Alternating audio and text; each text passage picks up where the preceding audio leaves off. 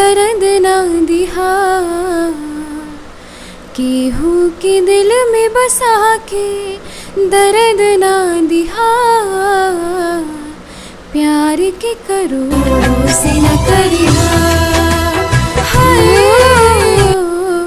प्यार के करो से न करिहा। प्रमंडल से राज्य, तो उस पर मैं 4 बार सम्मानित हो चुकी हूँ। 4 बार? जी 4 बार लगातार पूरे बिहार में मुझे सम्मानित किया था, फर्स्ट पोजीशन दिया गया था।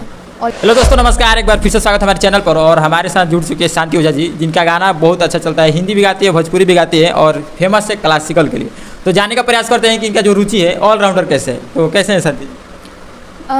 फर्स्ट मैंने अपने ट्रेडिशन से स्टार्ट किया था, जो हमारे बिहार का ट्रेडिशन है। उसके बाद गोपालगंज जाने के बाद क्लासिकल से जुड़ी, और क्लासिकल सुनने के बाद लगा कि इसको गायकी बोलते हैं, और उसके बाद से शौक के लिए फिर और भोजपुरी का जो बीते गाने हैं, सैड सॉन्ग है, वो मैंने पसंद किया। चलिए, अच्छी बात है। अच्छा, जानने का प्रयास करते हैं, भोजपुरी में आजकल बहुत से जो भी लड़कियां आ रही है वो केवल भोजपुरी में जो चाह रही है कि कोई भी ऐसा गाना गा दे, वायरल हो जाए, भले वो अश्लील हो या ना हो, लेकिन आपके दिमाग में एक अलग सा आइडिया कहाँ से आ गया? देखिए, 2 चीज़ों के लिए कलाकार रहता है, 2 ऑप्शन रहते हैं। एक मुझे कैसे भी हिट होना है, और एक मुझे गाना है। तो जो आजकल के जो लड़कियां आ रही हैं, आजकल के जो सो कॉल्ड लड़के आ रहे हैं, तो इनका सिर्फ इतना मकसद है कि कुछ भी गाओ बस हिट हो। तो वो जो प्रसिद्धता होती है वो सिर्फ कुछ पल की होती है, उसके बाद नामो निशान मिट जाता है। चलिए, अच्छी बात है। अच्छा, जाने का प्रयास करते हैं, क्लासिकल आपको गाना बहुत आपके लिए फेम है, और लेकिन क्लासिकल में जो सिंगर है किनको आप फॉलो करते हैं?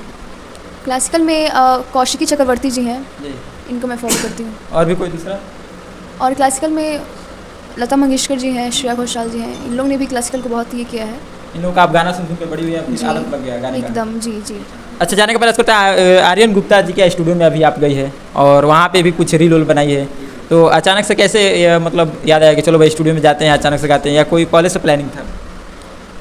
स्टूडियो में मेरा कोई था नहीं कि अभी स्टूडियो में गाऊंगी।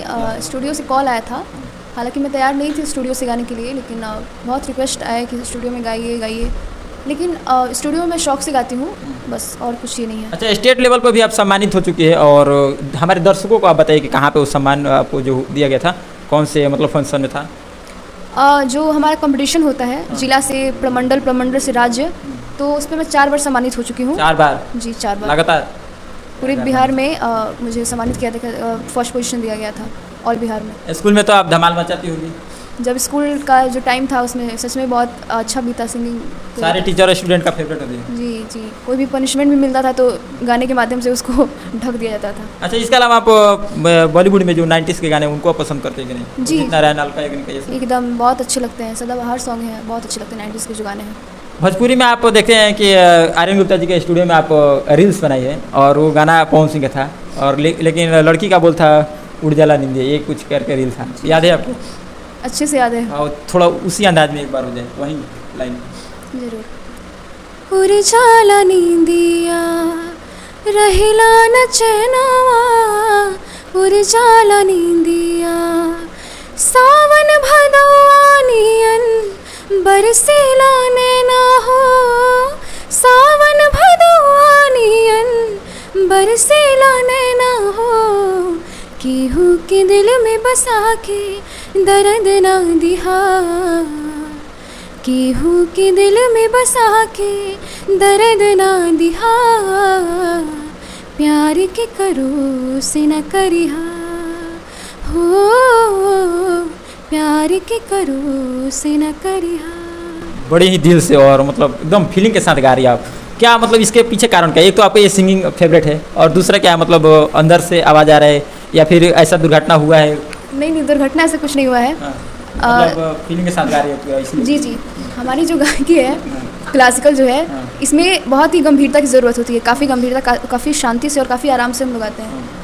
तो वो आराम अगर भोजपुरी में कहीं ढूंढा जाए तो सैड सॉन्ग में ही है, क्योंकि बहुत स्लो में बहुत फील के साथ होता है। वो भी पवन सिंह के गाने, हाँ, पवन सिंह, जी एकदम, तो उसी चीज़ को है, और ऐसा कोई बात नहीं है, कोई दुर्घटना नहीं हुई।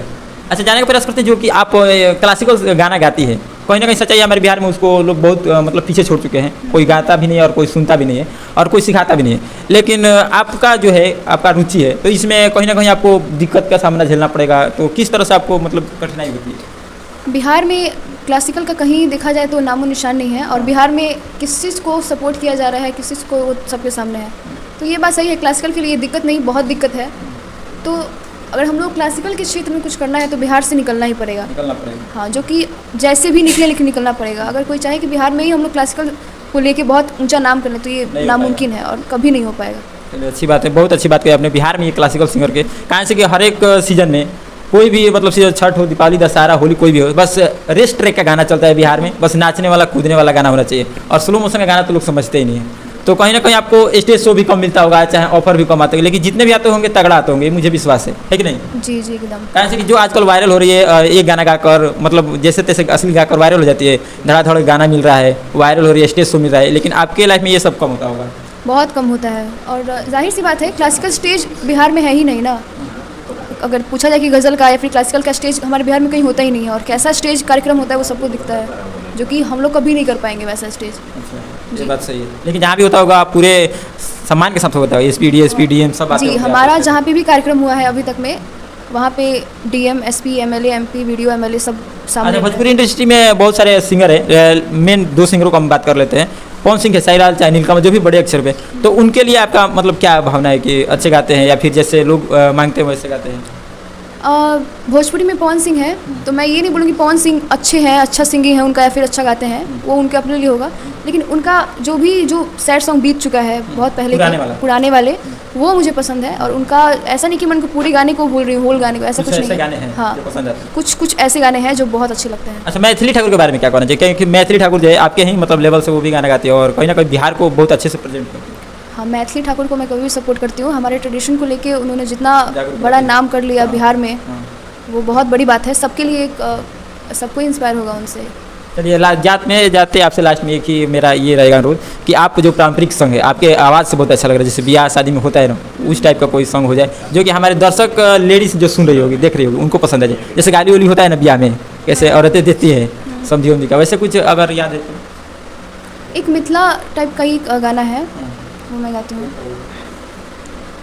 ई पहुनाई मिथिले में रहुना, ई पहुनाई मिथिले में रहुना, जौने सुखवा ससुरारी में तौने सुखवा कहूना, ई पहुनाई मिथिले में रहुना, ई पहुनाई मिथिले में रहुना। ज़बरदस्त फीलिंग है आपका, मतलब लग रहा है कि हाँ आप गाते रहो, हम सुनते रहें।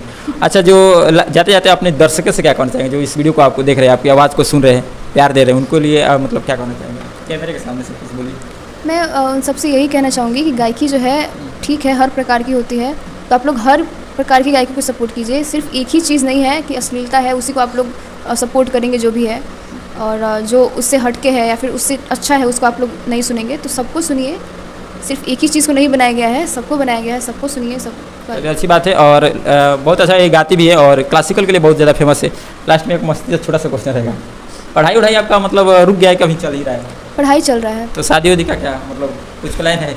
10 साल 5 साल लगेगा, पढ़ाई कंप्लीट होगा, चाहे कोई टारगेट होगा? नहीं, म्यूज़िक के साथ साथ ऐसा नहीं है कि जो हमारा म्यूज़िक है मैं सिंगिंग लाइन में जाऊँगी तो इसका मतलब ये नहीं कि पढ़ाई को छोड़ दें वहीं पे। पढ़ाई तो चलेगा, पढ़ाई भी उतनी ही इम्पोर्टेंट है जितनी कि म्यूज़िक, क्योंकि वहाँ पे डिग्री भी कुछ मायने रखती है। तो ऐसा नहीं है, पढ़ाई कभी नहीं रुकेगी, पढ़ाई भी उसके साथ ही चलेगी कभी। शादी का क्या होगा?